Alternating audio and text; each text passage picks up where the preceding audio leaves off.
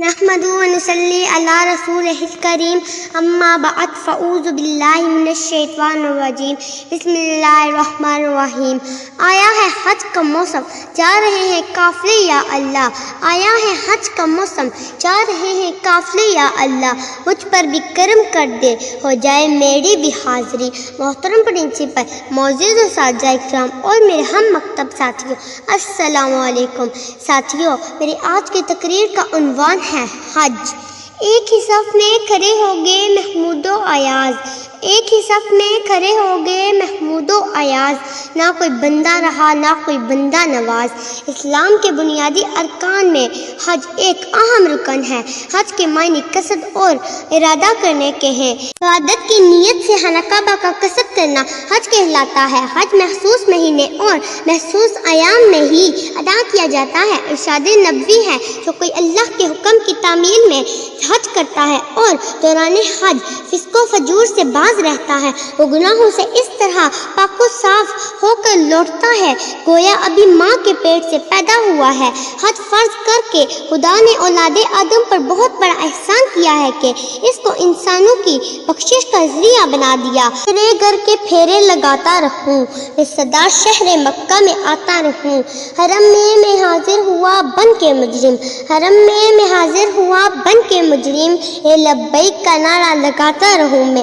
مسلمان ہر سال اسلامی مہینے ذی الحج کی 8 سے 12 تاریخ کو سعودی عرب کے شہر مکہ مکرمہ کی زیارت کے لیے حاضر ہو کر وہاں جو مخصوص عبادت انجام دیتے ہیں، اس مجموعہ عبادات کو اسلامی اصطلاح میں حج اور ان میں انجام دی جانے والی عبادات کو مناسک حج کہتے ہیں۔ دین اسلام میں حج ہر صاحب استطاعت بالغ مسلمان پر زندگی بھر میں ایک مرتبہ فرض ہے۔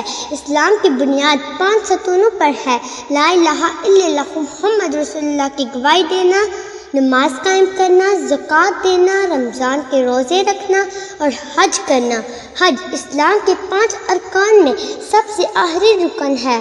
ہجرت کے 9ویں سال حج فرض ہوا۔ محمد صلی اللہ علیہ وسلم نے سن 10 ہجری میں واحد حج کیا، جسے حجۃ الوداع کہا جاتا ہے۔ اس حج میں حج کے تمام مناسک کو درست طور پر کر کے دکھایا اور اعلان کیا کہ اپنے مناسک حج مجھ سے لے لو، اور اسی حج کے دوران اپنا مشہور خطبہ حجۃ الوداع بھی دیا اور اس میں دین اسلام کی جملہ اساسیت و قواعد اور اس کی تکمیل کا اعلان کیا۔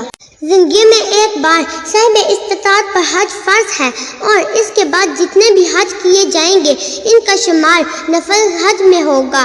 یا اللہ، ایک بار ہی صحیح مجھے کعبہ کی دیوار سے لپٹ کر رونا ہے۔ یہ وہ جگہ ہے جہاں سب برابر ہوتے ہیں، نہ کوئی امیر اور نہ کوئی غریب، سب ایک اللہ کو ماننے والے۔ حج و عمرہ پیسوں سے نہیں، نصیبوں سے ہوتا ہے۔ فرضیت حج کی 5 شرائط ہیں۔ پہلی شرط مسلمان ہونا۔ غیر مسلموں پر حج فرض نہیں اور نہ ہی ان کے مناسک حج ادا کرنا جائز ہے۔ دوسری شرط عقل ہے۔ پاگل مجنون پر حج فرض نہیں۔ تیسری شرط بلوغ ہے۔ نابالغ بچے پر حج فرض نہیں۔ چوتھی شرط آزادی ہے۔ غلام و باندی پر حج فرض نہیں۔ 5ویں شرط استطاعت ہے۔ استطاعت کا مفہوم یہ ہے کہ حج محض ان افراد پر فرض ہے جو اس کی جسمانی و مالی استطاعت رکھتے ہوں۔ عورت ہے تو شرعی محرم بھی لازم ہے۔ بات نیت کی ہوتی ہے صاحب، کوئی کعبہ سے بھی خالی لوٹتا ہے اور کوئی گھر بیٹھے رب کو پا لیتا ہے۔ مناسک حج کی ابتدا ہر سال 8 ذی الحجہ سے ہوتی ہے۔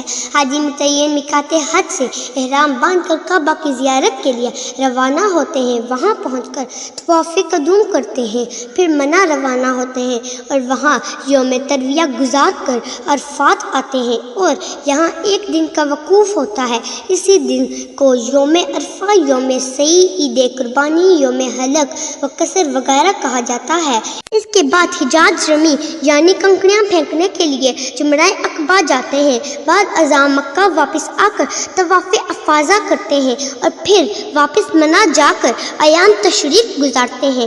اس کے بعد حجاج دوبارہ مکہ واپس آ کر طواف وداع کرتے ہیں اور یوں حج کے جملہ مناسک مکمل ہوتے ہیں۔ مسلمانوں کا ایمان ہے کہ حج میں بے شمار روحانی فوائد اور برکتیں رکھی گئی ہیں۔ مختلف مسلم مکاتب فکر جیسے سنی اور شیعہ ایک ہی طریقے پر مناسک حج ادا کرتے ہیں۔ حج اور عمرہ کرنے والے اللہ کے مہمان ہیں، وہ اس سے دعا کرے تو وہ قبول کرتا ہے، اگر وہ بخشش طلب کرے تو وہ بخش دیتا ہے۔ امت گناہگار ہے بخش دے، امت گناہگار ہے بخش دے، مالک تو رحیم ہے، کریم ہے تو غفار ہے۔ ان اشعار کے ساتھ اپنی تقریر کو سمیٹتی ہوں۔ یہ جھوم کر چلتی ہوئی نورانی ہوائیں، یہ جھوم کر چلتی ہوئی نورانی ہوائیں، ہر سمت رحمت کی چھائی ہوئی گھٹائیں، میزاب رحمت کے برسنے کا یہ منظر، میزاب رحمت کے برسنے کا یہ منظر ہے، کتنی کشش خانقاہ با تیرے اندر، آپ کی سماعتوں کا شکریہ۔